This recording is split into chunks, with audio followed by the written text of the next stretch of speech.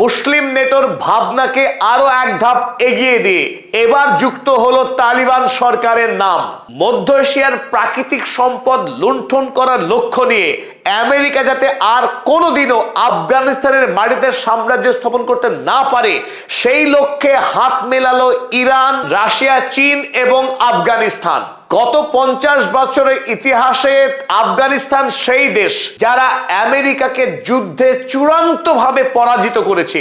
সেই তালিবানকে বাদ দিয়ে কোনোভাবেই আমেরিকার বিরুদ্ধে লড়াই সম্পূর্ণ হতে পারে না। তাই এই মুহূর্তে ইরান আফগানিস্তানের তালিবান সরকারকে বৈধতা দেওয়ার কাজকে এগিয়ে নিয়ে চলেছে।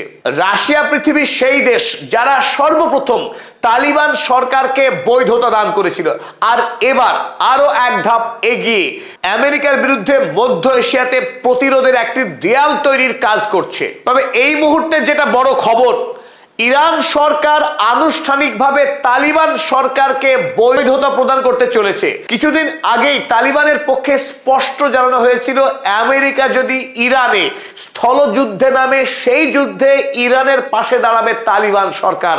তালিবান তার গেরিলা যোদ্ধাদেরকে ইরানে পাঠিয়ে আমেরিকার বিরুদ্ধে লড়াই করতে প্রস্তুত আছে সে কথা জানিয়েছিল।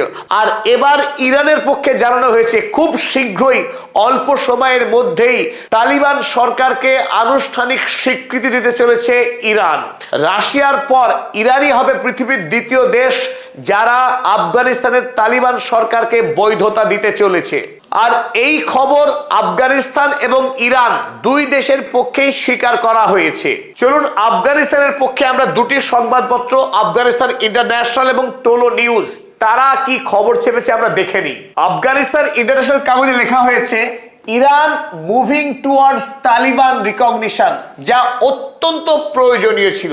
আমরা ইতিমধ্যে দেখেছি ইরানের সঙ্গে পাকিস্তানের বন্ধুত্ব তৈরি হয়েছে, অথচ ইরানের অপর প্রতিবেশী রাষ্ট্র আফগানিস্তান, এবং যে আফগানিস্তানের তালিবান যোদ্ধাদের আমেরিকার বিরুদ্ধে লড়াইয়ের দীর্ঘ ইতিহাস রয়েছে। 20 বছর 2001 সাল থেকে 2021 সাল পর্যন্ত ধারাবাহিক লড়াই করে আমেরিকার সেনাদেরকে দেশ ছাড়তে বাধ্য করেছিল এই বীর তালিবান যোদ্ধারা।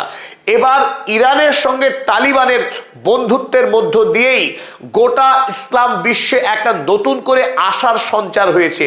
কারণ ইতিমধ্যেই ইরান এবং সৌদি আরব এই দুই রাষ্ট্রের মধ্যে অতীতের সকল বৈরিতা ভুলে গিয়ে একটা বন্ধুত্বের আবহাওয়া তৈরি হতে যাচ্ছে। অপরদিকে সৌদি আরব এবং পাকিস্তান, তাদের মধ্যে একটি শক্তিশালী সামরিক চুক্তি সম্পাদিত হয়েছে এবং এই জোটের সঙ্গেই আমরা জানি কাতার, তুরস্ক এবং মিশর তারাও যুক্ত হতে চলেছে। সুতরাং তালিবানের সঙ্গে ইরানের বন্ধুত্ব এবং দুই রাষ্ট্রের আনুষ্ঠানিক যাতায়াত এবং কূটনৈতিক সম্পর্ক স্থাপনের ফলে মুসলিম বিশ্বে একটা নতুন শক্তির সমীকরণ তৈরি হতে যাচ্ছে। ইরানের পক্ষে আফগানিস্তানে ইরানের দূত আলী রেজা বিগডেলি তিনি জানিয়েছেন ইরানের পক্ষে কোনো বাধা নেই তালিবান সরকারকে বৈধতা দেওয়ার ক্ষেত্রে। টোলো কাগজ লিখেছে Ali Reza Bigdeli had stressed that there was no obstacle. Ali Reza জানিয়েছেন যে ইরানের পক্ষে কোনো বাধা নেই to recognising Islamic emirate of আফগানিস্তানকে বৈধতা দেওয়ার ক্ষেত্রে ইরানের কোনো বাধা নেই, and that Tehran would soon announce this legal decision. এবং অতি শীঘ্রই ইরান এই আইনি ঘোষণা করবে। আমরা ছবিতে দেখছি আফগানিস্তানের বিদেশমন্ত্রী আমির খান মুত্তাকি এবং ইরানের প্রেসিডেন্ট মাসুদ পেজেশকিয়ান তারা করমর্দন করছেন। এটা একটি প্রতীকী ছবি, অর্থাৎ এর দ্বারা বোঝা যাচ্ছে আফগানিস্তানের তালিবান সরকার এবং ইরান সরকার তারা বন্ধুত্বের বাঁধনে আবদ্ধ হচ্ছেন। আর এই আবহে অত্যন্ত তাৎপর্যপূর্ণ একটি ঘটনা, গত 26 থেকে 29 মে রাশিয়ার মস্কোতে গ্লোবাল সিকিউরিটি ফোরামের 100টি দেশের প্রতিনিধি দলকে নিয়ে একটি বিরাট সম্মেলন অনুষ্ঠিত হলো। যে সম্মেলনে আফগানিস্তানের তালিবান সরকারের পক্ষে উপস্থিত ছিলেন আফগানিস্তানের প্রতিরক্ষা মন্ত্রী মোহাম্মদ ইয়াকুব মুজাহিদ। এই ইয়াকুব মুজাহিদকে দেখা গিয়েছে এই ফোরামে দাঁড়িয়ে একটি দীর্ঘ বক্তৃতা দিতে, অর্থাৎ আফগানিস্তানের তালিবান সরকারকে পরোক্ষভাবে পৃথিবী যে মান্যতা দিয়েছে তার একটি জলজ্যান্ত ছবি ধরা পড়লো মস্কোর এই গ্লোবাল সিকিউরিটি ফোরামে।